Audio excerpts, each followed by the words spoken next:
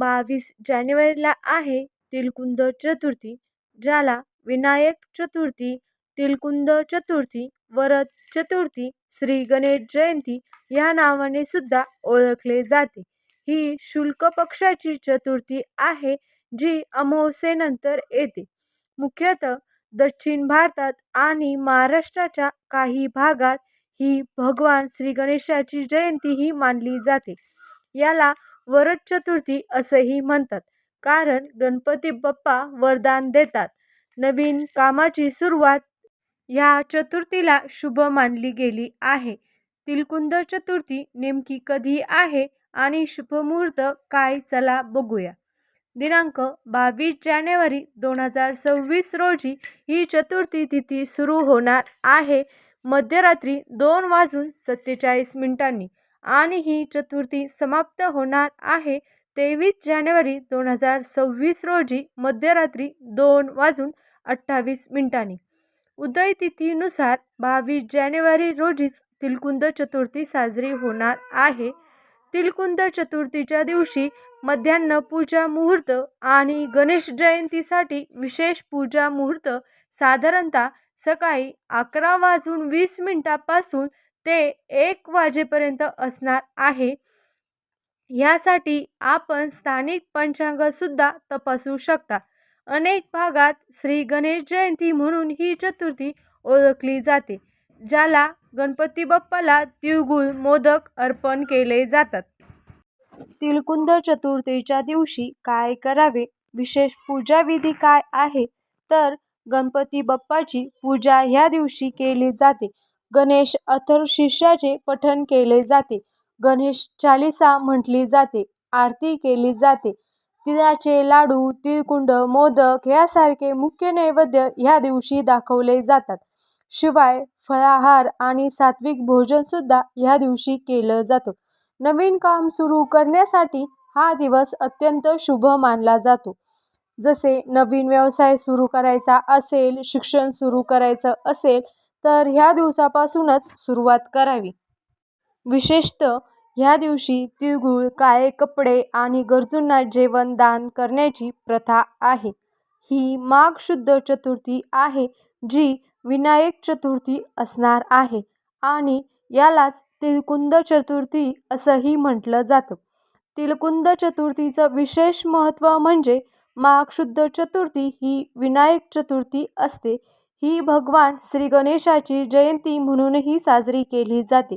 विशेषतः महाराष्ट्रात, कोकण आणि किनारी भागात हा गणपती बाप्पाचा जन्मदिवस म्हणून साजरा केला जातो. ही शुक्ल पक्षाची चतुर्थी असल्याने वरदान देणारी वरद चतुर्थी मानली जाते. नवीन काम सुरू करण्यासाठी, विघ्न दूर करण्यासाठी आणि सुख समृद्धीसाठी या दिवशी विशेष पूजा करण्याला महत्त्व आहे. ह्या तिलकुंद चतुर्थीचं मुख्य वैशिष्ट्य म्हणजे ह्या दिवशी तीळयुक्त पदार्थ खाल्ले जातात. त्याचबरोबर गणपती बाप्पांना तीळ खूप प्रिय असल्याने तीळयुक्त पदार्थ अर्पण केले जातात. यामुळे आर्थिक अडचणी, विघ्न दूर होतात आणि संतान सुखही मिळतात. ह्या दिवशी बाप्पाची षोडोपचारे म्हणजे 16 उपचारांनी पूजा केली जाते. विशेषतः ही पूजाविधी बघूया. महाराष्ट्रातील घरगुती परंपरेनुसार ही पूजा मध्यान्ह काळात दुपारी केली जाते. आधी सांगितल्याप्रमाणे मध्यान्ह पूजेचा मुहूर्त 23 जानेवारी गुरुवारी रोजी सकाळी 11:20 पासून ते 1 वाजेपर्यंत असणार आहे. या दिवशी सकाळी लवकर उठून स्नान करावे, स्वच्छ वस्त्र परिधान करावे, शक्यतो लाल किंवा पिवळ्या रंगाची वस्त्रे परिधान करावी, पूजास्थळ स्वच्छ करावं आणि लाल किंवा पिवळ्या रंगाचं आसन अंथरावे.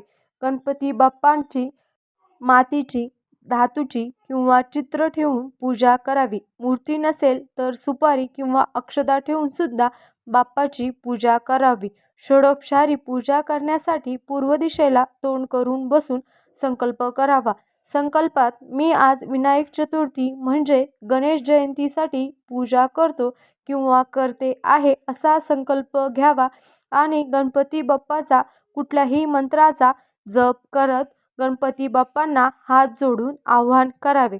मूर्तीची स्थापना करावी, मूर्तीला पंचामृतानं किंवा दुधाने स्नान घालावे, अभिषेक करावा, बाप्पांना पानावर ठेवावं म्हणजे त्यांना आसन अर्पण करावे, पाय धुण्यासाठी आचमनासाठी पाणी अर्पण करावे, पंचामृतांना स्नान घालावं, वस्त्र किंवा यज्ञोपवीत अर्पण करावी, चंदन, अक्षता, दुर्वा आणि फूल अर्पण करावी. त्यानंतर धूप, दीप, अगरबत्ती लावावी, तिळाचे लाडू, मोदक, तिळकुंड, फळ अर्पण करावी. ह्यावेळी ओम प्राणाय स्वाहा असं म्हणत 5 प्राण अर्पण करावेत. त्यानंतर फळ, पान, सुपारी अर्पण करावी. नाणे किंवा दक्षिणा ठेवावी. त्यानंतर आरती करून 3 किंवा 7 वेळा प्रदक्षिणा माराव्यात. आपण गणपती बाप्पाचे अथर्वशीर्ष आणि गणेश चालीसाचं पठण करावं. त्यानंतर बाप्पांची 108 नावं घेऊन जप करावा आणि नंतर प्रार्थना करत आपली इच्छा सांगावी आणि बाप्पांना धन्यवाद द्यावे. पूजेनंतर प्रसाद वाटावा, गरजूंना तिळगुळ दान करावे. संध्याकाळी पुन्हा आरती करावी. ह्या दिवशी तिळयुक्त पदार्थ अर्पण करावे. दुर्वा, मोदक भक्तिभावाने जप करावे आणि कथा वाचन कराव्यात. ह्या दिवशी कांदा लसूण असलेले तामसिक अन्न ग्रहण करू नये. राग द्वेष टाळावे. ही पूजा भक्तिभावाने करावी, कारण ही पूजा भक्तिभावाने केल्यास गणपती बाप्पा सर्व विघ्न दूर करून वरदान देतात अशी मान्यता आहे. महाराष्ट्रातील स्थानिक पंचांगानुसार मुहूर्त थोडा बदलू शकतो, त्यामुळे आपण पंचांग तपासून मुहूर्त जाणून घ्यावा. तर आज आपण तिळकुंद चतुर्थीची संपूर्ण माहिती जाणून घेतली आहे. तिळकुंद चतुर्थी कधी आहे, या दिवशी काय करावं आणि हे व्रत कोणी करावं.